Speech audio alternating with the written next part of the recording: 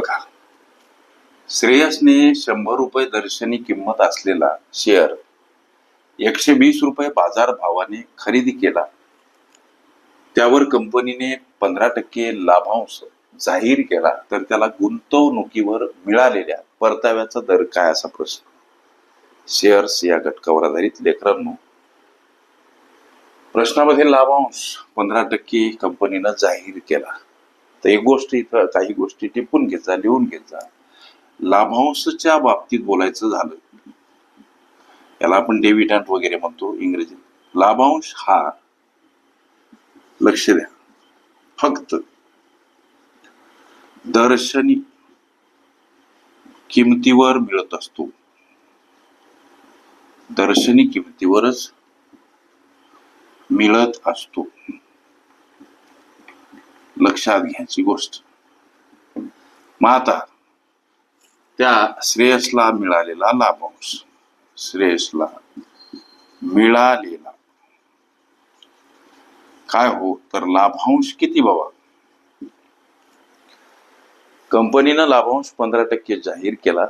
लाभांश हा केवळ दर्शनी किमतीवर मिळत असतो. शेअरची दर्शनी किंमत 100 रुपये आहे.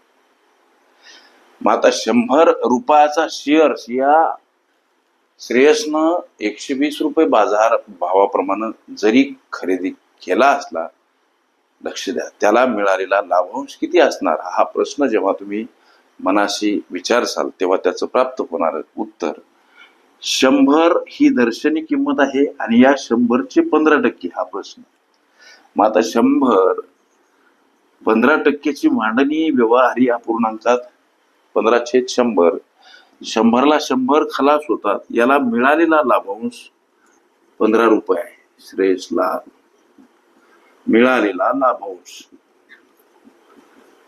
लक्षात घ्या, श्रेयसला किती मिळाला लाभांश, 15 रुपये मिळाला.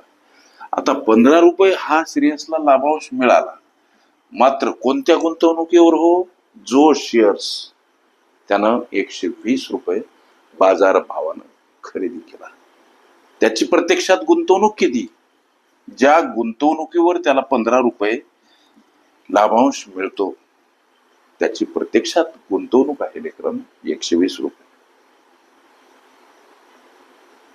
लक्ष द्या. आता त्याला त्याच्या गुंतवणुकीवर मिळालेल्या परताव्याचा दर विचारला. तो दर शेकड्यामध्ये म्हणून इथं गुणीला 100 घ्यायचे असतात लेकरांनो, गोष्टी लक्षात घ्या. आता 20×100 आणि 20×20. मग आता 15 गुणीला 5, इकडं छेदस्थानी 6 उरले. 15×5 75, छेदस्थानी 6. हा जेव्हा तुम्ही भाग द्याल तेव्हा प्राप्त होणार उत्तर 12.5% हा त्याचा परताव्याचा दर. हे तुमच्या प्रश्नाचं ॲक्युरेट आन्सर लेकरांनो. ओके, शेअर्स ही माझी प्लेलिस्ट अवश्य बघा. त्यामध्ये विविध स्पर्धकांनी विविध अंगांनी विचारलेल्या संभाव्य अशा असंख्य प्रश्नांचा सराव तुम्हाला करता येईल.